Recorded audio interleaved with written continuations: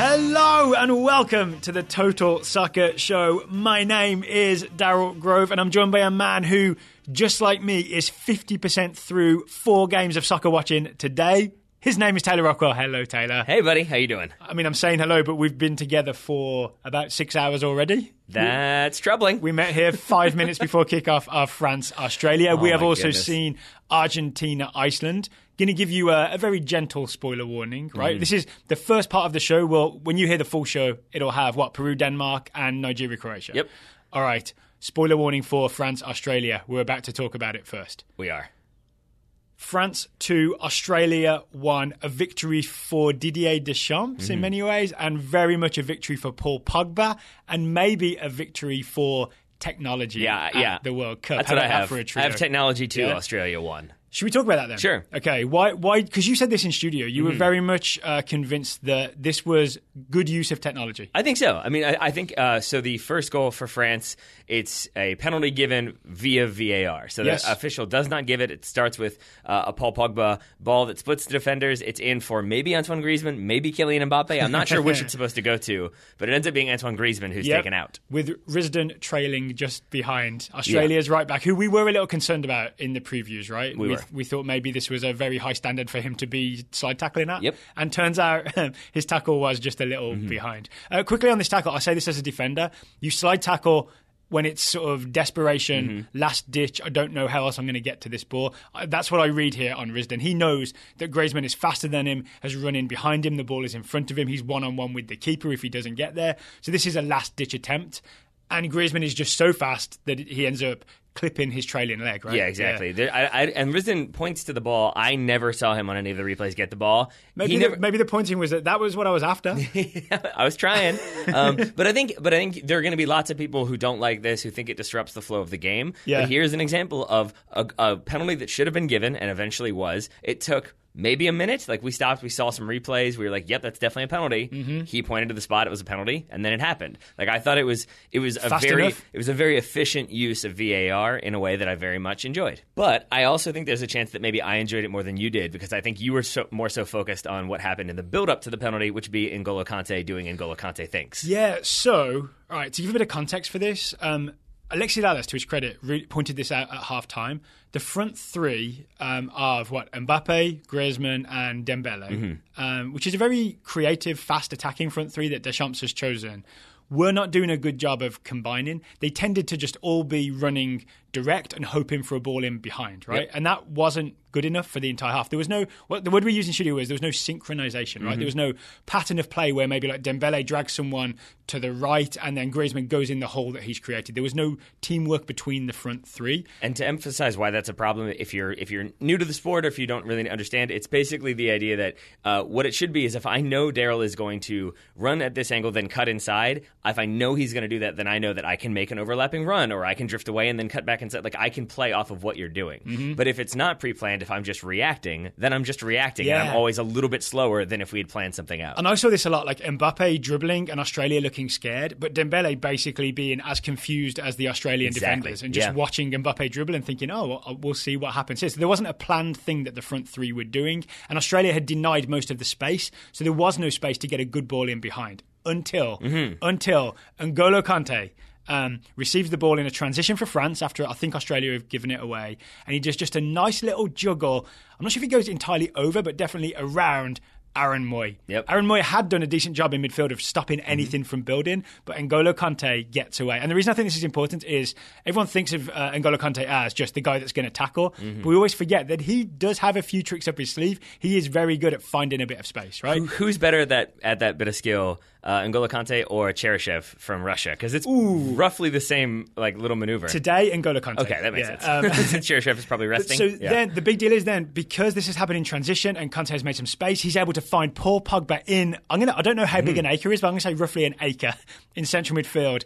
And then finally, Paul Pogba has time and space to stride forward and pick out a perfectly weighted pass as only Paul Pogba can. And that's how France win this penalty kick, in my opinion. Right. And I'm with you completely that it's that little bit of opening up, and that should give France fans reason for optimism. And I think it probably did for about a couple minutes. Right, because it didn't really happen again in the same way, right? We'll talk about the winner in a minute, but we should talk about the equaliser. That's what I'm saying. Is soon after. Yeah. Samuel Umtiti, hands in the air, handball, Nemanja Vidic style, from, I believe you pointed out. Exactly, yeah. Jerome Boateng also did this. I can't remember if it was 2014 or 2016. Just the straight arm in the air, handballing across, giving away a penalty, and no one really has an explanation for it. Yeah. I think I do. Okay. I think he's trying to jump. I think the cross is hanging in the air and he's doing that motion where you propel yourself upwards by using your arms almost as if you're swimming through the air. Yeah. I'm swimming through the air right now. And as he does so, I think he does it in such an aggressive, not aggressive, like exaggerated. Like he's just trying really hard to propel himself upwards. He ends up with his arm way too high in the air. That's what hits the ball. So the thing that makes me disagree with you, because I think he just panics, is the fact that in all of those recreations that you were just doing while talking to your microphone, at no point did you ever extend your hand up until you said, and he just extends his hand up. Like, even doing that jumping motion. Right. But if you watch it, his arm's not straight up in the air, right? It's still slightly bent as if he's in the middle of a motion. To me, it's still higher up, and I compare it to those moments with Boateng and Vidic for a reason. I think it's just sort of, you said, oh no, I'm swimming through the air. I feel like it's, oh no, I'm flying through the air. Just like, oh, I've made a mistake. And I think it's like reptile brain just comes in and it's like, stop the ball. Yeah. Like, I do think people have that instinct. I think Luis Suarez had it when he handballed it off the line against Ghana. I don't think that was him thinking, I'm going to handball it. I think it was just instinct to try to stop the ball in a moment of panic. I feel like I've been hoisted by my own rhetorical petard here. But it could be either one. I mean, really, there is no obvious answer here because it leaves you scratching your head either way. Agree to disagree. Fair enough. Either way, Jedinak scores the penalty, equalises. Yep. This had the feeling of, this is going to be a bad day for France. There are going to be questions about Deschamps. They're going to fail to beat Australia. And Deschamps still won't have his settled starting 11 because even the attack, that front three never clicked. He had to bring in, Giroud and Nabil Fekir and try and to mix it up until Paul Pogba did a bit of Paul Pogba stuff. So he ends up with an assist and a goal. And this goal was given, again, goal line technology. Jordi Alba, take note. Yep. Yesterday with Jordi Alba, instead of reacting, he turns and looks at the AR, looks at the referee. He appeals, and the referee just points at his watch, and you can see Jordi Alba sort of go, oh, yeah. Yep. Oh, yeah. Right. Right, but it goes Paul Pogba's way, it goes France's way in this game. It does. I would say to your earlier point, though, about like how France really struggled without having set patterns of play and specific sequences. You look at what happened here when Fekir and Giroud come on around the 70th minute, and I think they start to build up a little bit, and it's not just, because I saw Giroud come on, I saw Fekir come on, and I thought, they're just going to start lumping balls for Giroud's head. Yeah. But I saw Giroud. There we go. Giroud. You don't like that one? Giroud, and I think it's very rude to pronounce the D. You pointed this out, though, as we were watching, that people do often just point to, like, he's a big guy, he's fox in the box, and is very foxy as well. Yeah. But it's his more like target man, right? I really thought, he's just target man. Now that they've got Giroud in, they're just going to, because they're getting desperate last 20 minutes, they're going to start just swinging crosses in and hope he gets ahead to them. There's more to him, is what you're saying, right? The hold-up play is excellent, and his ability, that like first touch, the way he utilizes it is exceptional, and in this sequence, it's Pogba gets the ball, plays it to Mbappe, Mbappe plays it back, Pogba plays it to Giroud, Giroud plays it back, Pogba gets a sort of shot. We think it's actually he's trying to touch it around the defender, but plays it into Behic's leg, who's trying to kick the ball. It goes into the goal. So this is maybe a debate to be had about whether this should be credited as a Pogba goal or a Behic own goal. I think it should be an own goal, but I love Paul Pogba, so I'm going to say a Pogba goal. Why not? Because Pogba's not shooting, right? He's just trying to touch it around Behic to maybe get himself like in one-on-one with Matt Ryan.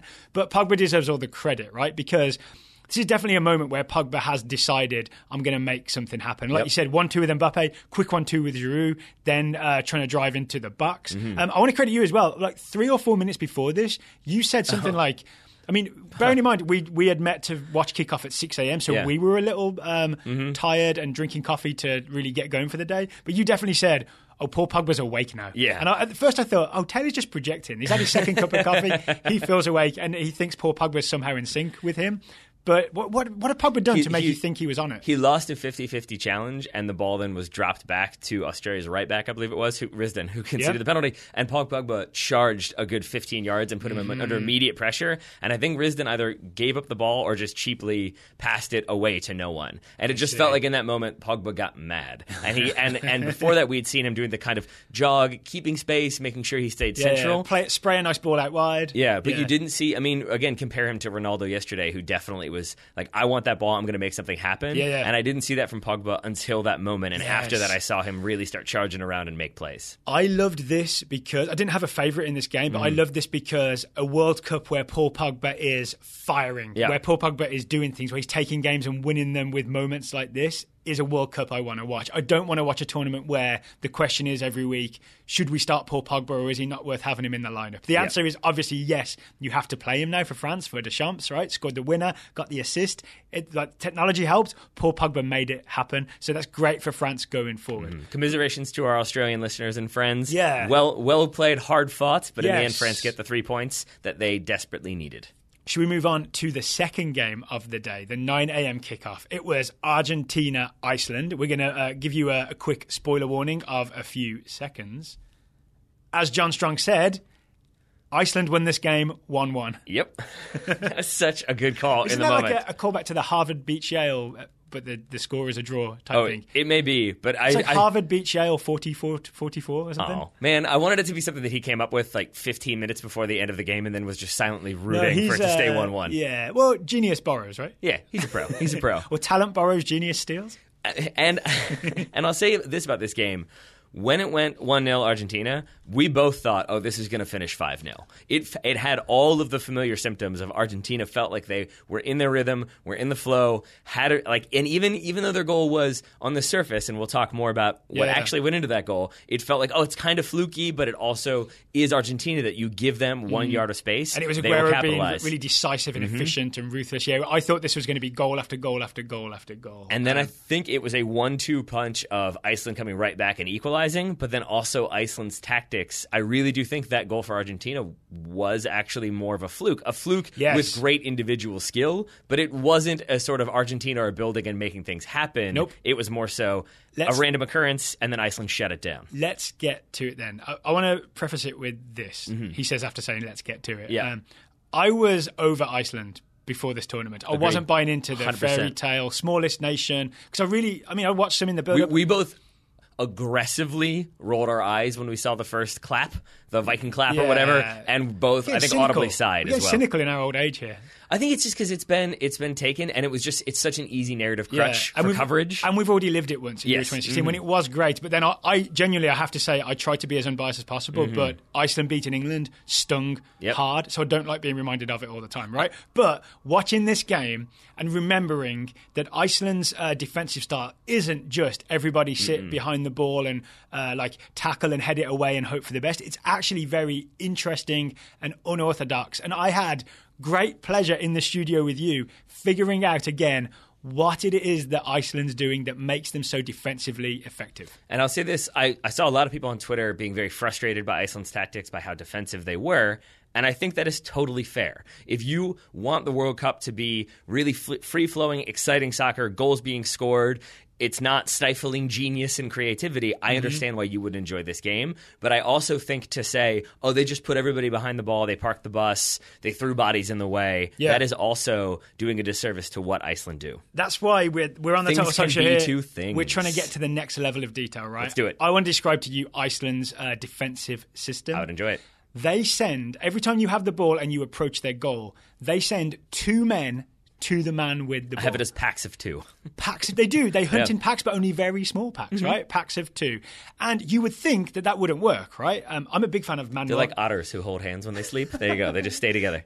I'm a big fan of man marking stuff because I think if everybody has a man, there's no one to pass to, all's good, right? If 2 Icelandic defenders go to one Argentinian player who has the ball, theoretically another man somewhere is open, right? Because there's a mismatch in numbers.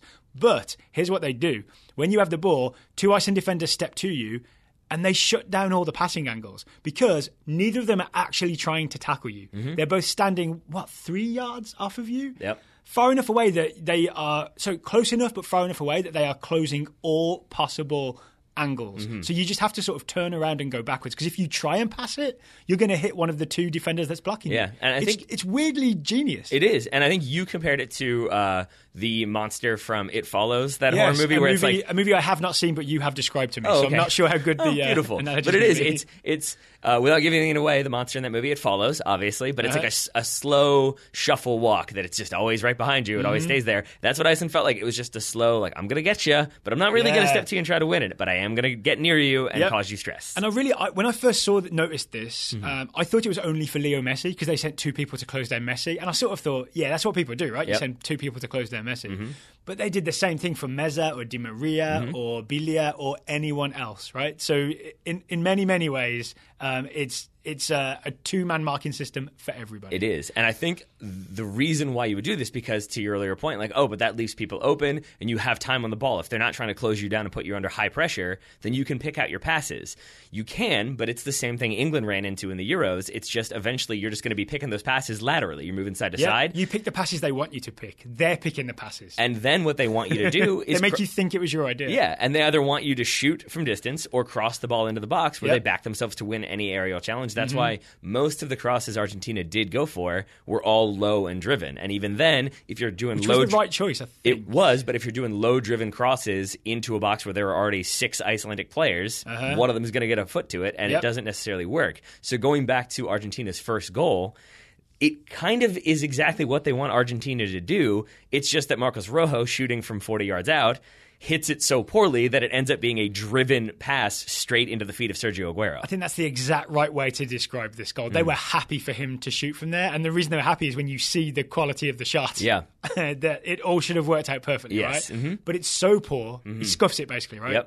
It's so poor that I think when Sigurdsson gets a foot to it, roughly at the same time as Aguero, it's just that Sergio Aguero reacts so quickly to the half-opportunity that has been presented here, that because Sigurdsson's still blocking a shot, basically, Aguero is then able to accelerate backward or laterally backwards, slightly away from him, just to create enough separation between him and Sigurdsson to turn and get that rifle of a left-footed shot into the top corner. And it felt a little bit like I'm going to mess up a lot of like explanations here, but it reminds me of the boxing movies when they say like, don't get in close. Like if you get in too close, that's what he wants you to do. Then he's like, you're within. He'll jab you in the mouth. Or he'll just like wrap you up and get you. That's what it felt like. Like Iceland don't want you to get in too close. They want you to cross the ball low. They want you to have shots from distance. But I think they want you to cross the ball high and they'll head it away. That's true. Happily. But I think in this situation, Sergio Aguero is significantly shorter than the other center backs around him. But as a result, lower center of gravity can turn quicker, can get around the ball faster. And I think that's why Iceland don't aggressively step, because they can be beaten with a quick little touch. Yeah, and so Aguero is able to take that little touch, get around it, get that shot off before the Icelandic player can even slide over. And in a non-freakish Rojo shot that turns into a pass scenario, they are, say it's Messi at the top of the box with the ball. They put 2 Icelandic defenders in front of him. The double it follows, the hunting impacts of 2. There is no path for Messi to pass into the feet of Aguero at the penalty spot, which is what ends up happening accidentally. So there we go. Iceland only conceded a goal accidentally. Yes. I mean, to be fair, the same goes for Argentina. Iceland's equalizer is a series of, like, I don't think anyone is necessarily at fault. There's lots of little points along the way. I know you're going to say Biglia, aren't you? Yes. Do you agree with me? Yeah, I mean, I think he is certainly at fault for conceding possession cheaply at midfield or around midfield. But anytime there's then another cross and then another shot and then another cross and then another shot, it feels like other things could have happened to change the scenario. But here's why I blame Biglia is because isn't this just after Mascherano had given the ball away, chased it down, won it back in a way that I didn't think he'd be able to do at his age. So I'm really impressed. And then he did the thing where he's it's like you wave your hands downwards as if it's a gesture to your whole team. Yeah. Hey, calm down. Everybody calm down. Settle down. And they do, right? Argentina then get back into short passing around the back, like out wide to Salvio, maybe back again, and we just establish control of the game once again, right? Everybody's calm. Then Biglia tries a pass that isn't really on, because Iceland have done that too, and they've made him think. They've made him pick the bad pass. Then he coughs it up. That's when Iceland launch the next attack. You should have listened to Mascherano. In much the same way that I think I swayed you on Umtiti, you have 100% swayed me on this one, because you're absolutely right that they're trying to play slow. Everybody else, I think at that point, was taking multiple touches to kind of slow the game down. They've just taken the lead. And you're right, it goes to Biglia, who's on that like touchline, and he tries to play one-touch direct ball as quickly as he can. And not just concedes possession, but then you're right. Yep. Everybody else is spread out now. They're looking to slow it down, which allows spaces in which Iceland can counterattack. And that's basically what happens, is then everybody's scrambling. You're right, never mind, it's all Bilia's fault. Before we get to the goal, can I just say I am 0% persuaded on Umtiti. Yeah, that's right. Well, you were hoisted. That's all I'll say. Yeah, I was just rhetorically hoisted. Do you want to get to the goal? Like, is there anyone to... One thing I would like to say about the Icelandic goal, I am pretty sure that Magnusson, the left back, who receives the ball after Caballero has kind of blocked a Finn Bogason attempt from across. I think there's a lot of people think that was he was trying to shoot on goal, but accidentally squared it all the way across to Gylfi Sigurdsson. I'm one of those people. I think he passes it to Gylfi Sigurdsson. I have faith in Magnusson that was deliberate. Now I think you've lost your mind. You go back and watch that again. I feel like you're forgetting a key thing here. What's that? Which is that, first of all, he absolutely, in my mind, squares to shoot. I think he just has bad form because suddenly he's in Argentina's box and about to shoot. Isn't his body facing across the goal? No, it ends up facing that way because he mishits it so badly. Second of all is that he mishits it because there's two Argentina players who are in the spot where he plays that ball. It's just that they're sprinting back. So they sort of adjust like, oh, it's right behind me. But there's no way that he saw Gylfi Sigurdsson and thought, oh, he's wide open at the other side of the 18 in the exact position I'm in. Okay, much like Caballero, I will concede this one. Okay. I think you could... Because here's what happens next. Sigurdsson receives that ball from the mishit shot from Magnusson. Plays it in low for, I think, Bjarnason to challenge Caballero in the 6-yard box. Caballero goes down, gets a hand to it, sort of parries it back into the action, essentially.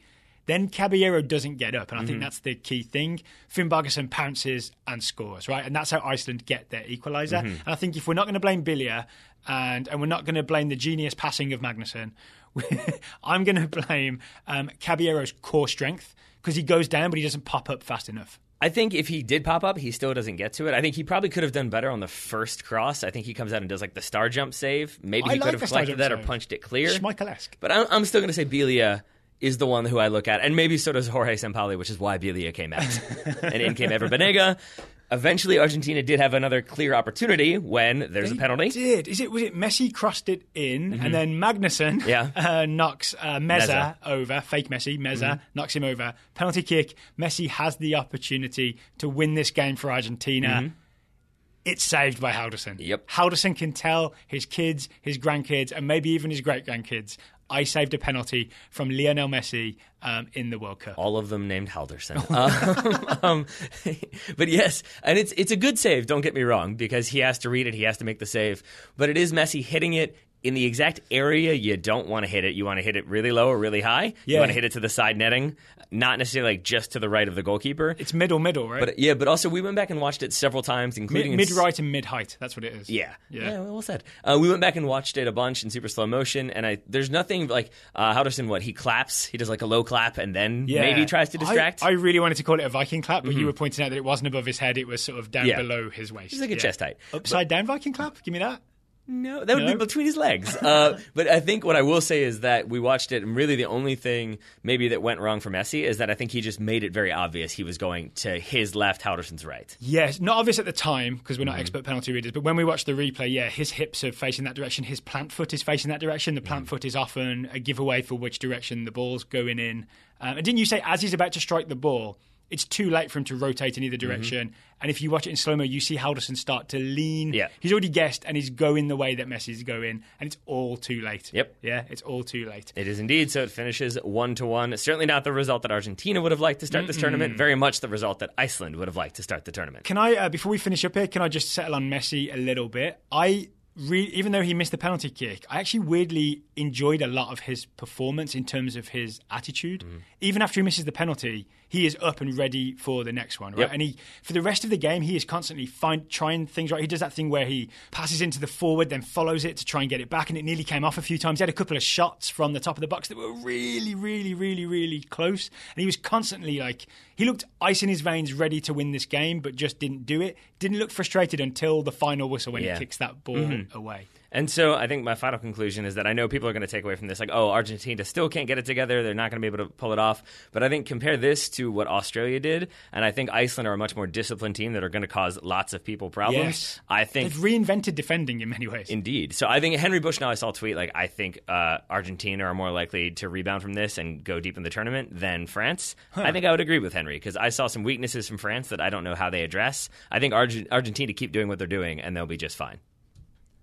Well, something that's better than just fine is today's Total Soccer Show sponsor. You like that segue? That was well done. It's The Athletic. It sure is. The Athletic Soccer, specifically. The Athletic now has a soccer vertical. We're writing for them. We've already published a few articles. It started, a month or so ago. It is live. It is full of content. Our first ad campaign for The Athletic went really well. A lot of Total Soccer Show listeners signed up because it's a subscription service, right? You pay a monthly fee, you get access to all the content, no ads, no pop-ups. No. There's not going to be a pop-up video obscuring your view of all the lovely text. There is not. Instead, there's just going to be very good articles about many things, but right now it's mostly about World Cup teams, what they're doing, how they're playing, but then there's still the intersection of different areas of interest. So specifically, for example, our friend and yours, Brooks Peck, wrote a great one about Nigeria's kit and their warm-up kit and their kind of approach to designing it, which I really enjoy because it's a kind of like intersection of fashion and culture and soccer and youth movements. It's all very interesting. Here's why this article is next level. If there's a lot of stories on the internet right now that are like, hey, Nigeria's kit sold out on the day of release. Yeah. Here it is. Doesn't it look cool? They're fire. They're fire. Brooks Peck goes and interviews the designer at Nike that put the kit together, Pete Hoppins, and Pete Hoppins talks Brooks through the inspiration for the kit. I think that's a fascinating story. I don't want to reveal it on the show. I think you got to read the article to get it. Ninja. That's what I'm saying. Ninja. I'm sure we're pronouncing that correctly. I'm sure we are too. And most importantly, how Nike persuaded the Nigerian Federation to sign off on this jersey, and if this sort of new energetic jersey has the power to influence jersey design around the world. There's an optimistic version where we may be about to break out of boring kit design, all caused by the Nigeria jersey. Yes. Yeah? I do feel like I love the way it's written because it does give you this idea that like the English FA are all just monocle wearing like people in like white wigs who are just like, the devil you say. The chairman used to be called Sir Bert Millichip. He's not anymore, but that is really a thing that happened. Wow. Yeah, I don't remember if he had a monocle, but he may as well have, right? So I'd love England. I think he was with that name. He was born with a monocle. That's how it works, and a top hat and spats. Little baby monocle. Yeah, exactly. I would love England to go the Nigeria route. So you should subscribe to The Athletic. You can use our discount code, which you can find at theathletic.com/TSS World Cup. It's a new discount code. You'll get 40% off at theathletic.com/TSS World Cup. It's a limited time offer. But that's not the only story. It's not all about jerseys. It's not. There's also about goals and goalkeepers. So we talked about the David de Gea mistake yesterday for Cristiano Ronaldo's goal. Again, The Athletic, next level, has a goalkeeper describe what happened. Matt Pzdrawski takes you through with some screenshots and some analysis from a goalkeeper's perspective of what David de Gea did wrong on Cristiano Ronaldo's goal. And it's only one little thing, but it all makes sense. His middle goal. The one that most involved David de Gea, put it that way. That's fair. That's definitely fair. And it's really interesting because I enjoyed our breakdown of it, but it's always interesting to hear somebody with actual goalkeeping experience explain the kind of half-second, not even that, like 1/16 of a second reactions that goalkeepers have to make and the reads they have to make in order to correctly handle the ball without it spilling out or spilling past. And I want to say, with a lack of modesty, that I'm very... I feel good that Matt Pzdrawski, professional goalkeeper and writer, more or less agrees with our assessment. He maybe has just an extra bit of detail based on experience. But it definitely, the article is not titled Darryl and Taylor were wrong. I mean, no. And it maybe should be titled Dale and Taylor were right, but here's why. I like that idea. We should pitch that to George, the Athletic soccer editor. Sure we would, and we have pitched him, and it should be published soon. An article Daryl and I co-wrote. Yeah, is that our first co-byline ever? I think so. Apart from every episode of the Total Soccer Show, but our first written co-byline, We have one coming out about 10 lesser-known players of the World Cup. Some of whom you may know pretty well by now. If you've been listening to this show. Or watching some of these games. We can't reveal the names, right? Not that we signed an NDA or anything like that, but we want to keep it a little secret. So there's highlights of the 10 lesser known players and descriptions of why you should watch them. Indeed. Hopefully that's published by the time you hear this or soon afterwards. But you can't read it all. You can read a little preview, but you can't read it all unless you subscribe to The Athletic, and you can do so at theathletic.com/TSS World Cup. And if you go to that URL, you will get 40% off the usual price. Offer for a limited time only. Don't pay full price. Don't do that. Don't do it. You're going to want to subscribe eventually because all the best content's going to be there. Use the discount code and get it on the cheap. Agreeance. And I also agree that we've got some more games to discuss. Oh, yeah, we do. Even though you didn't even say that. I just know that I agree with you. So it's that time of day where there's only one game left to go. Nigeria-Croatia hasn't kicked off yet at time of recording, but we have seen... Denmark, Peru. Yes. So, spoiler alert, the scores come in. It finished 1-0 to Denmark, and there was a missed penalty for Peru. Yes, Should Christian Cueva draws the penalty. Yes. And justified penalty correctly given. It was, via right? VAR. Yusuf Poulsen clips his leg, right? It's only a little bit, but just enough. And it's enough that that's what he's pushing off with. So when that gets clipped, he loses all traction. He's going to slip to the ground. Definitely a penalty for me. And then Cueva steps up. And then that happens. And he does something very strange. First of all, I think he does an illegal run-up. I think even if he scores this, which he didn't, spoiler alert, I think even if he scores it might have been called back because he does he starts a good 6 yards away from the goal. Then he does a back pedal. Then he kind of loops around. Then he comes towards it and does a stutter step. Then I think he stops. Yep. And I think he stops his motion completely, which is not allowed. He's supposed to have continuous motion towards the ball, right? And then continues his run or restarts his run, hits it over the bar. We looked at this a lot from a lot of different angles in very slow motion. I think I did a lot of reenacting, as our Twitter account will demonstrate. And what we came really? upon, Did we have some photos I think from that? My wife may have mentioned that I was reenacting. And I think what we landed upon is essentially that his approach is designed to try to disguise which bottom corner he's going to be aiming for. It seems like he was aiming for the left corner on this one, but from past penalty kicks, I know you looked some up, it seems like he aims for one or the other. And I think because of the way he approaches it with this strange run-up, and then it's he tries to disguise his hips until the very last second. So it relies on a twist of the hips at the very last second because you've got to disguise it all the way until the twist. Yeah? But that makes it risky because if you get the twist wrong, you could end up blazing this thing over the bar.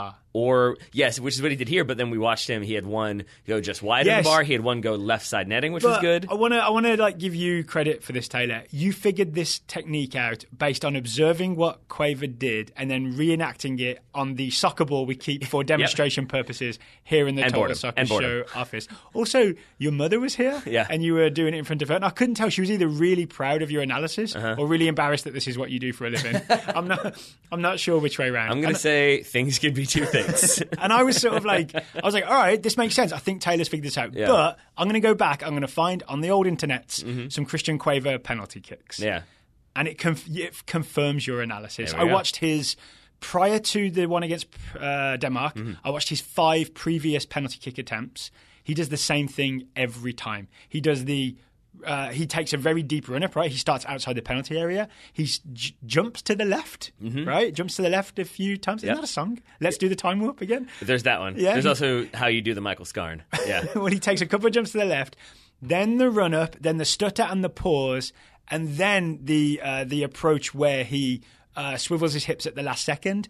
Every kick I saw, he went low left or low right corner. Scored against Scotland in a recent friendly. The other penalty kicks were for Sao Paulo. One went in the bottom right corner, one went wide left. One he dragged far too wide. Wasn't there one saved as well? Yes, there's also one saved, which I think was also to the left. So his record is he's missed 3 of the last 5 now. And you could sort of see it when you saw the close up of his face that he did the dramatic exhale, and it just looked much more of a I hope I make this. And you compare it with, say, Cristiano Ronaldo yesterday when he's going to take that free kick, and it just looks like I am going to make this. Yes. And that is a very different mindset when you're about to take a dead ball set piece. The difference I would say is you saw Ronaldo's slow, steady, deep, controlled breathe in, breathe out, whereas Christian Cueva was doing the puff in his cheeks. Yeah, that's a good, no, but that's a really good. But that's a really good explanation I hadn't thought about because the deep breath, I really do think it relaxes you. If I'm stressed out, doing a deep inhale, deep exhale, it kind of helps you slow down and calm down. But just puffing your cheeks, it's almost akin to hyperventilating. I'm just you're definitely not relaxed anymore. He looked like he should have been holding a paper bag. Yes. Yeah. I just want the listeners to know that I leaned away from the microphone before I heavily breathed into it. That's very good. Yeah. All right, on Cueva, one thing I did read on Twitter, we didn't hear it on the audio, but apparently the Peruvian crowd in the stadium afterwards was chanting Cueva, Cueva, Cueva, trying to support their playmaker, trying not to let this miss get to him. He does set up a great chance that is missed, right? He dribbles into the area and there's the chip pass across goal that goes to Carrillo, I think. Carrillo fluffs it, and I think, is it Farfan? Can't then get on the end of it. So he does keep creating things throughout the game, trying to make up for it. But Denmark score. Much to the chagrin of my mother, as you said, she was here. Within 10 minutes of being here, she was hardcore rooting for Peru. She was Arriba Peru, 100%, not long after sitting down. To the point where, even after the game when we were doing other things, she was still sitting on the couch saying to herself, Peru should have won that game. Yeah. She was mad. It did make me realize the World Cup is great for neutrals. If you do pick a team to root for, you can really invest over the course of 90 minutes, really feel the emotions of a soccer fan. Yeah. But I'm going to assume that your mom isn't Arriba Peru for life, right? Oh, no, always. She's probably going to be feeling this for half an hour or so, then she's going to move on and do something else. But that's maybe a good way to watch the World Cup. I feel like significantly shorter than half an hour. But yes, it is. It is a good way. It is a good way. Although she was again sort of disappointed when Poulsen, Yusuf Poulsen, who I did not think was going to. I wasn't sure was going to start. I was 100% sure because 6'4", wide right gives them an extra direct long ball target, and they certainly did that quite. I think the first ball from kickoff, Denmark sent to Poulsen to his head, but he scores the goal with his feet. This near post finish should be hard to do. I think this might be my favorite from our perspective, favorite goal of the tournament so far. You mean nerdy perspective? Yes, very much nerdy perspective, because it starts with Pione Sisto winning the ball back, then he splits two defenders to playing Christian Eriksen. So we love Pione Sisto, so that makes me happy. To set Eriksen free, much like N'Golo Kante set Paul Pogba free for the first France goal this morning. Very similar. Reverse spoiler alert? No, if you've got to this point, you've heard the France review. I'm sure you're not just jumping around like that. But then Eriksen plays in Poulsen, who is maybe should have been offside, except we think it was Trauco, the left back. Yeah, had dropped deep, and so the back line was maybe 5 yards different between the two centre backs. So and the Trauco. two centre backs had stepped basically, and Trauco had stayed, and Poulsen was very cleverly looking across the line, and he was level with Trauco. So he's onside when Eriksen slips in through, and they've bypassed those two defenders. Packing stats on that pass, +2. There we go. I love me some packing stats. But then this is the part that I find most interesting, is that Trauco recognizes oh no, I'm deeper than everybody else, and he tries to jump forward, and it's that age-old mistake of when you're jumping forward as that ball is played. Not only have you kept the player onside, but now you've removed yourself from the play, so that then Jorgensen is on Trauco's side. So not only has Trauco stepped too late to catch Poulsen offside, he's also abandoned his marking responsibility for Jorgensen in the middle. Yes, and so you now have Poulsen. Thank you. You now have Poulsen coming down that side of the field, and essentially, I think Gallese, the goalkeeper for Peru, is trying to hedge his bets a little bit. I think he's expecting that ball to be squared. The FIFA pass? Yes. The video game FIFA pass, to Jorgensen. And so he's trying to cut off that pass. But if you watch the slow-mo... He's played FIFA before. I've seen this play out. I'm going to stop that square ball. But then the problem is that if you watch the replay from Poulsen's angle, he has left the near post wide open because he's trying to cut off that square pass. He leaves the near post open. Poulsen finishes very well. I think if he hits it 2 inches to the left, 2 inches to the right, it might go wide or it might be saved, but he hits it perfectly, and it's 1-0. So it was still tight, right? It was still like a Luke Skywalker in the trying to take down the Death Star shot. But there shouldn't even be that much space to aim at, right? You are supposed to cut off that near post completely. You should not get beat at the near post. Gasea, is that his name? Gallese. Gallese, excuse me, opens the door to his house. He opens the door. Opens the door to his house just enough, and Poulsen puts the ball through that door. He does indeed. Yeah. So it's 1-0 to Denmark. That's how it finishes. So Denmark, I believe, joint top of the group along with France. But it does feel like both of these teams, Denmark obviously because they have the points, it seems like both Denmark and Peru, though, still very much possible that they can move through because I think it's going to be a more even group than we might have expected. Can I say the final thing I enjoyed? Paulo Guerrero came off the bench, didn't start. Basically, he wasn't fit enough because he hasn't been able to play because of his suspensions, right?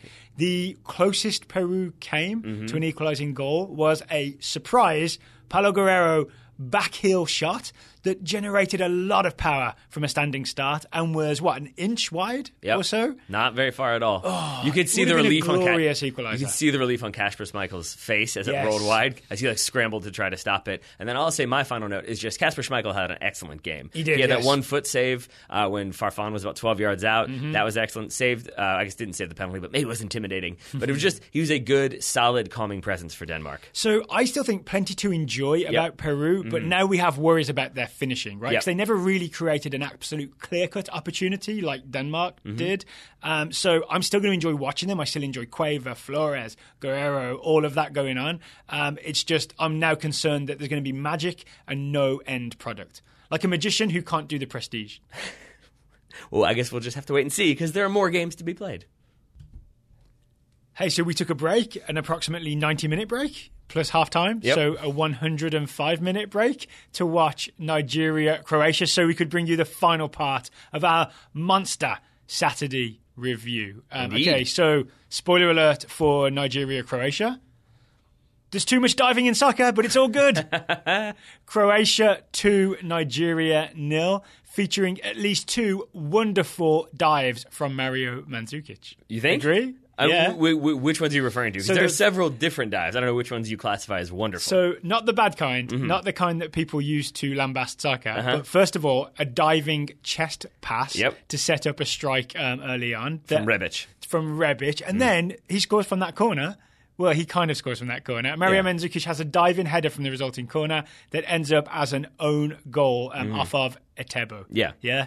And it's very interesting when you look at the way these 2 goals happen. Croatia obviously winning 2-0, as you said. This first one... Oh, this is the second one being a penalty kick from Luka Modric. And this first one is very interesting for a variety of reasons. So, as you said, there's like the diving chest pass that sets up the Rebic shot that leads to a corner. From that corner, we see Luka Modric at one point like put the finger in the air and say, no. Yeah. Which means I think that Croatia have several different set pieces, and maybe they depend upon the opponent. And maybe in this situation, for the first one, it was that Nigeria were just standing off a little bit too much or didn't have the positioning that maybe Croatia thought they would, and thus they adjusted their plan, thus they scored. Is it that Luka Modric surveyed the battlefield? I think so. Looked at how his guys were lined up for this corner kick he's about to deliver, and then said, no, not that one. Waved the finger, and then they reset to something else. I think so. And I think it's my guess is like completely guessing here is that they were going to initially aim for the back post, which is where all of their numbers were and their bigger players including were. Mandzukic was towards the back post. But I think I think Nigeria had more cover there, whereas at the near post, it was Rebic marked by Victor Moses and one other player. But neither one of them was really aggressively marking him. If anything, it was Rebic kind of holding off Victor Moses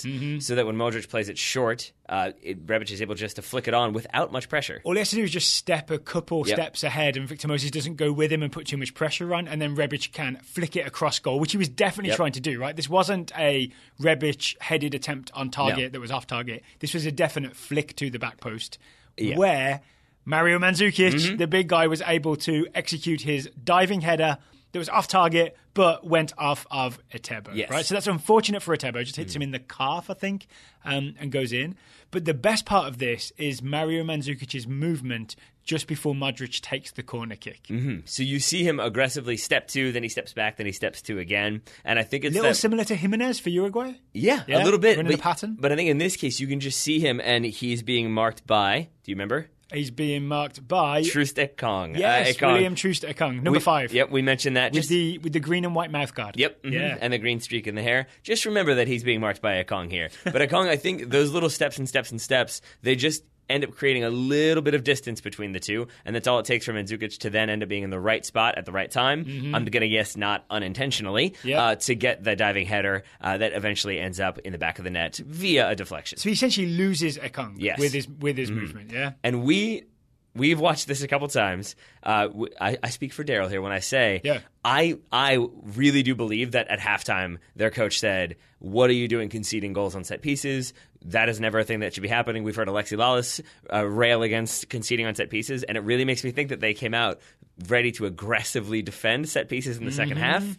And then we have Ekong marking Mandzukic again, hugs him, pulls him down, concedes a penalty as a result. And the reason I'm really confident that they've sort of upped the intensity of how much we grapple with Croatians on set pieces is it's not just that Ekong really wraps his arm one around one shoulder, one around the other. He wraps his arms all around Mandzukic. He's trying to hug him. And does he take him down? I think they end up falling over together. So there's another Mandzukic hitting the deck for all three, for both goals. Yeah.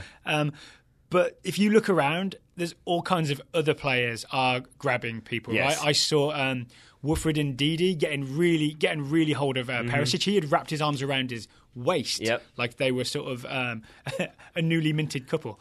And then the one that you spotted that we're still not 100% sure on, but it looks likely, is that it seems like John Obi Mikel gives Matej Vida a little bit of a hair pull. He's got that ponytail. It seems like the hand goes up to where the ponytail would be. Can I just say maybe he deserves it for having that thing? I'm just putting that harsh, out there. But fair. But I'm also not sure that John Obi Mikel does that. He could have just been grabbing his collar and pulling that, but he definitely grabs something, which is really the key thing, right? And the reason why we're harping on this is just because really, if you watch those 2 goals, you'll see a little bit of grappling, as you always will when teams are defending corners. But look at how plenty contact. Look at how easily Rebic is able to get open to have that flick. He's really, I don't think anyone even jumps up with him. Because Victor Moses is touching him to begin with, but not holding him back enough so the Rebic can just step and get the flick. Yeah, and then I think that's the case with the other 2 players that end up being involved in that, because it's Rebic, and I think Kramaric is also in there, but he's the one who kind of screens Atebo, and maybe that's why Atebo can't see the ball cleanly. Oh, and by the way, for that first corner kick, the first goal, Kramaric is about to swing at that ball as Mario Mandzukic does the diving header. Mandzukic really put his head on the line. Hero. Kramaric could have kicked through it. Croatian hero, Mario Mandzukic, future Manchester United striker. I've decided. But yeah, sorry, the second the penalty kick that they win is because I think they're just all in on being, let's grab hold of Croatians on the corner kick. We spotted at least 3 instances, and there was one that the referee spotted very much so. So penalty kick given, Luka Modric steps up on a day of penalty kicks. I want to say there were 5 total. There were indeed. He makes it 3 for 5 on the day. The most since 1998. Is that true? Most in a single day since 1998, yes. Interesting. Or at least that's what Reddit tells me. Yeah. And it's really well taken, and I think also interesting to see what Croatia did in this game, because they did start Luka Modric, as we thought. They did not start him as a number 10. They started him deeper in the midfield alongside Ivan Rakitic. Late in the game, in the 75th minute, we see Brozovic come in, and Luka Modric moves forward. Yeah. And I think that will be their plan going forward against perceived stronger opposition, because I think it gives them more defensive steel with Brozovic in there. Okay. But it gives Modric more freedom to operate in the midfield. Is it? I know it was also because they were 2-0 up, but when Modric did step forward into that number 10 role, don't you feel like Croatia suddenly caught fire? And all the clever passing and quick moving and lots of step overs and tricks, they suddenly became way more entertaining. It felt that way when Modric was free. Part of it is as well, when he was sitting deep alongside Rakitic, they were both man marked. I saw Ndidi and John Obi Mikel tracking them the whole time. Maybe Modric is just easier to track when he's sitting deeper. Yeah. Right? So and that's why he wasn't able to influence things as much. I think he's probably just sitting deeper and being instructed to hold them. Well, being instructed to hold the middle. Don't just roam all over the place, because suddenly you've left Ivan Rakitic exposed, and Ivan Rakitic himself not necessarily a number 6 defensive midfielder. So I think if you get him a little bit more advanced, him being Modric, it frees up your attack just that much more. Can I just give myself a quick pat on the back? Sure. As well, because I remember after watching Nigeria-England, and then we did our Nigeria preview, one of the things I said was Nigeria's defenders seemed too passive. Yep. Not aggressive enough. They weren't stepping, they were kind of just letting things happen. Yeah. You know what I'm saying? Yeah. And I think that's part of what happens on that first goal. Part of what we think, I'd love to be a fly on the wall half-time. Yeah. The reason they got yelled at half-time, and the reason they concede that second goal in reaction to that. Yeah. I will say for Nigeria, I would say the bright spot is maybe... sadly for them, because you would think it would be their potent attack, their strong midfield. I would say instead it was Francis Uzoho, the 19-year-old goalkeeper who started. You've been worried about him, haven't you? I mean, just a 19-year-old goalkeeper with not much experience. It's a tough spot to be thrown into, especially when we have questions about Nigeria's back four. They haven't looked as solid as the midfield or the attack. So I was wondering how he would do with a kind of would there be lots of opportunities? Would there be lots of one-on-ones? There weren't really, but the situations in which he could do something, it felt like he did. He did a good job coming off his line. He collected the ball in traffic. I thought he had a lot of taking crosses out of the air, and a couple of really good saves, right? Yep. Just one or two, because there weren't that many shots on goal in this game, because it wasn't that exciting. No, there were not. We even got to 1-0 without there being an actual shot on goal, because it was their own goal. Yeah. It's a special type of game. But well done to Croatia. That means they top the group. It certainly does. Yes, they're ahead of Iceland and Argentina? Have I got my group straight? I think I'm going to guess Argentina, Iceland, because alphabets. Because alphabets. Fair enough. Are you ready to preview Sunday's games with me? Boy, howdy. Right, so really big, quick overview. It's in the morning, it's Costa Rica, Serbia, 8 a.m. on Fox, 11 a.m. on Fox Sports 1. It's Germany, Mexico. That might be the big one, right? Then at 2 p.m. maybe is the big one. Also, Fox Sports 1, Brazil versus Switzerland. Excuse me, Brazil versus Switzerland. Brazil. Yeah. We've learned how to say that, right? We're very excited. Somewhat, yeah. We think that until the person who actually speaks Portuguese says no. Jim Broshire, if you're listening, add Brazilian Portuguese to the languages we are equally fluent in. Yoga Bonito? Joga Bonito? Yes, so let's get to Costa Rica, Serbia, starting with Costa Rica? Yep, 8 a.m. on Big Fox. Starting with Costa Rica. We know all about Costa Rica. You said 8 a.m., and I genuinely thought you had like ATM as some weird like euphemism for their midfield. I see now. Gotcha, okay. There's no euphemisms because we've seen this thing before. Or acronym. 5-4-1. Yep. 3 centre-backs, but wing-backs who will advance forward, and then midfielders who will go forward to create a 3-4-3 in transition. That is the story with Costa Rica from now until the end of time.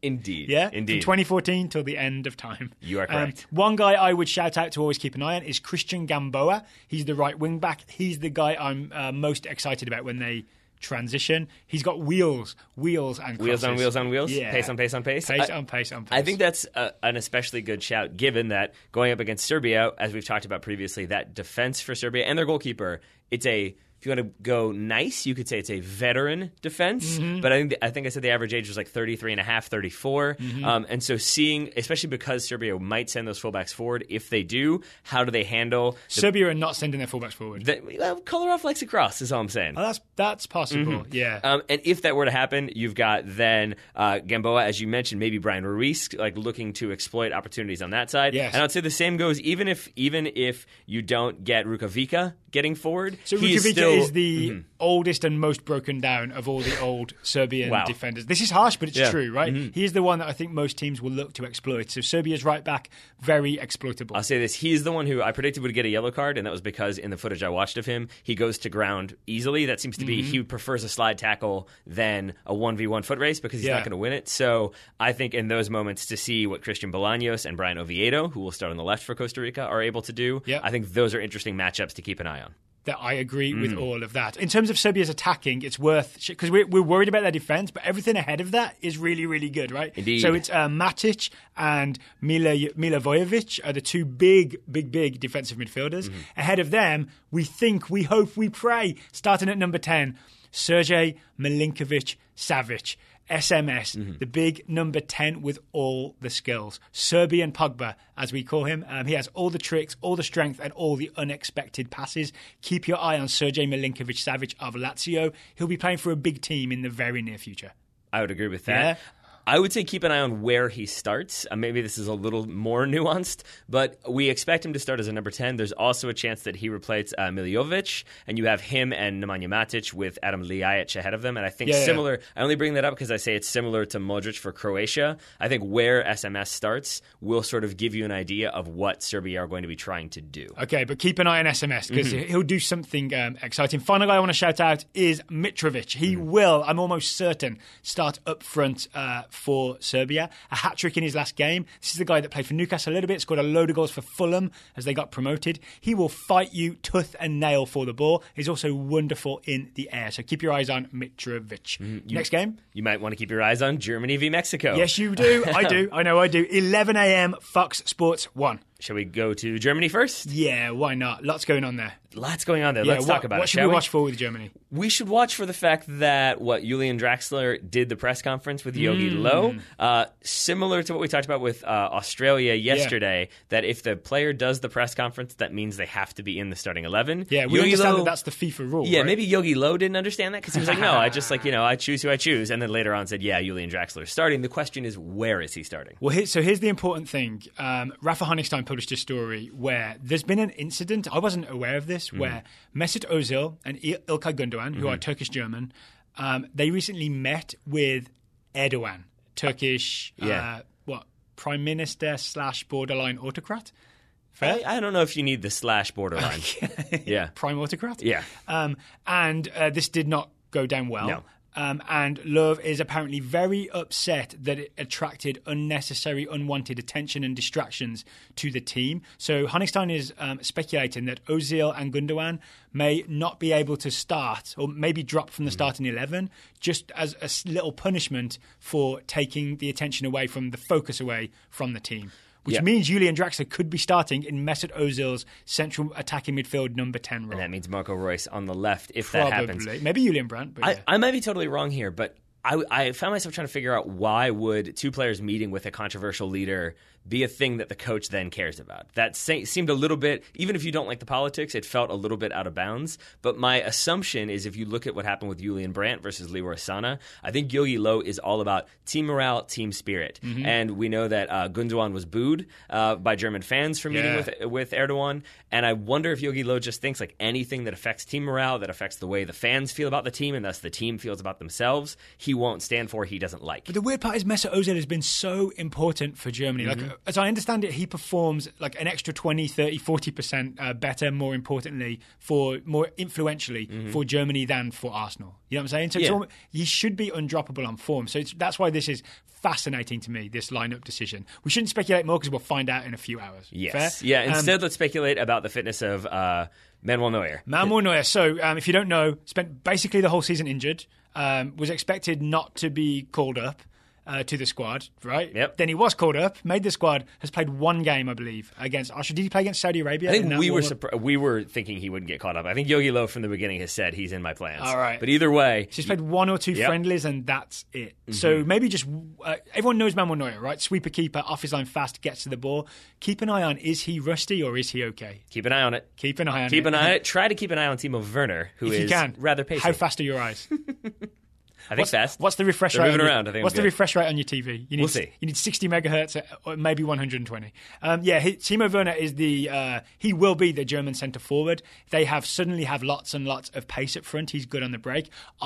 We know that he can do that. I'll be looking for, can he be useful in a crowded attack? If Germany have long spells of possession, will he be able to move around the next? I've just remembered Timo Werner's been doing that thing where he stands offside. Yep. That's Timo Werner's trick recently. So what to watch for is Timo Werner in an offside position deliberately, then drifting back to cause trouble. And I'm especially excited to see what he does against the Mexican defense and defensive midfield, because I don't know what the Mexican defense and defensive midfield is going to be. No, so a lot of injuries, right? Araujo didn't make the squad because injury. Diego Reyes recently was withdrawn from the squad, replaced by Eric Gutierrez. Rafa Marquez, 39-year-old Rafa Marquez, is part of the squad. Taylor's got this inkling that he might start. I do. Against Germany, but we don't know. So many interesting factors. Nor do we know where. He could start as a centre back. He could start as a holding midfield.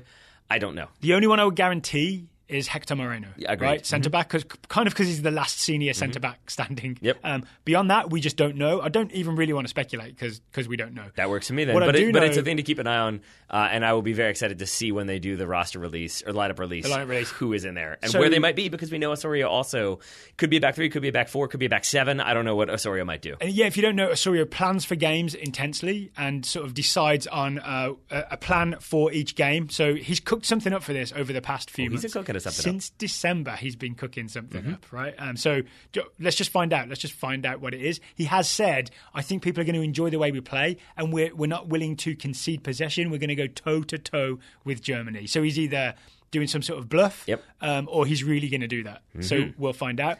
Sorry, I keep rattling on, but no, go ahead. Chicharito. Definitely starting, almost definitely. Probably at centre forward, maybe on the left, but probably at centre forward.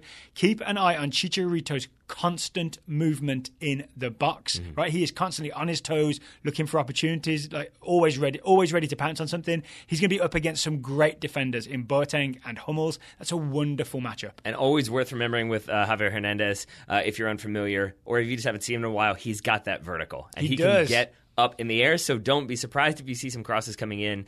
Although, I am still very excited about who might be supplying those crosses. Chucky Lozano! Because that is the battle I want to see, Josh versus Chuck. Josh versus Chuck. Yes. Oh, yeah, so Joshua Kimmich is Germany's right back. He's the new Philipp Lahm. Very good going forward, but also really good defensively. This man is really great all-round soccer player.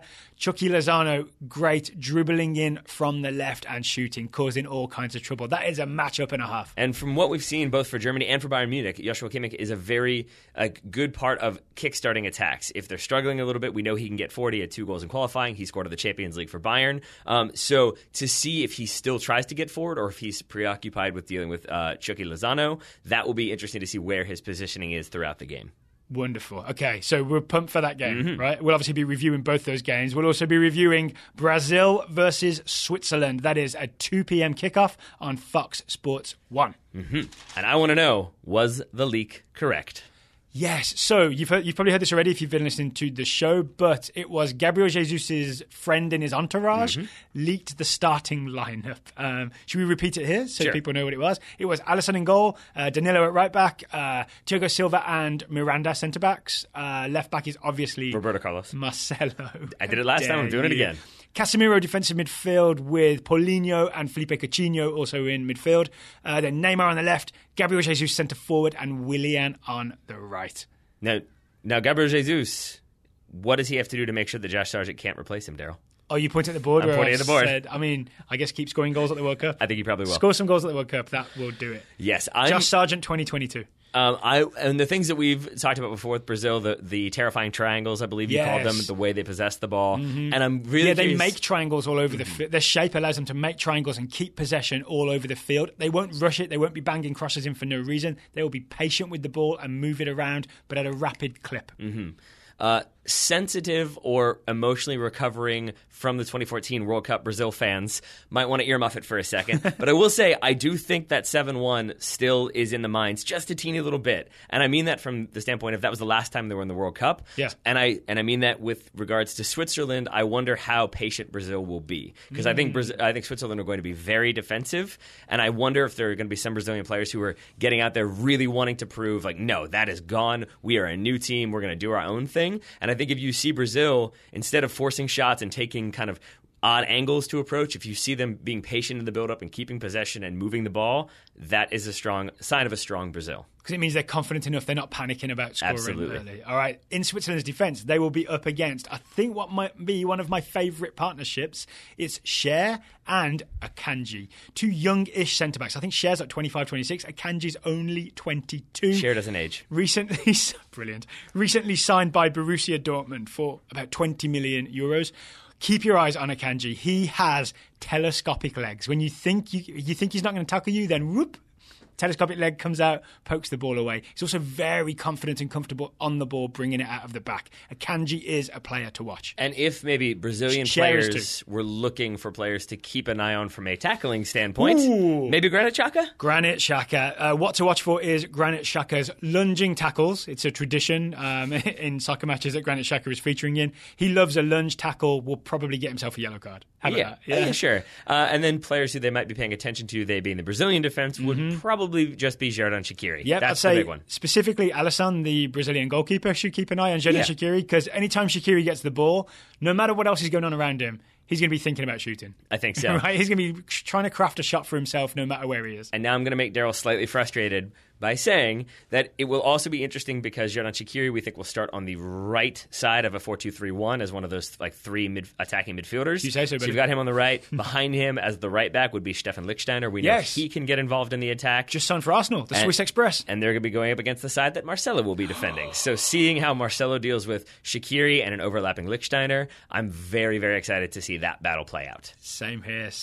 Okay, so your games again: Costa Rica, Serbia, Germany, Mexico, and Brazil, Switzerland. We will be back tomorrow to review all three of those games. I like what we've done today, Taylor. Me too. All the games were a little tighter. We recorded a lot of stuff just after. It's still light outside. The sun is still out. The sun is still out. We recorded a lot of stuff just after the game, so it's fresh and lively. I think we're onto something here. Listeners, if you agree or disagree, maybe tweet at us at Total Soccer Show. Follow us on Twitter. We've been releasing some mini episodes, sort of rough and raw as we've recorded them before we edit the whole show together. Okay, final reminder, theathletic.com/TSS World Cup. You'll get 40% off your subscription. Taylor Rockwell, I've got one thing to say to you. Is it my last name? Thank you. No, apparently not. Thank you for taking the time to talk to me today. Right back at you, Daryl Gove. Listeners, thank you for listening. We will be back again tomorrow.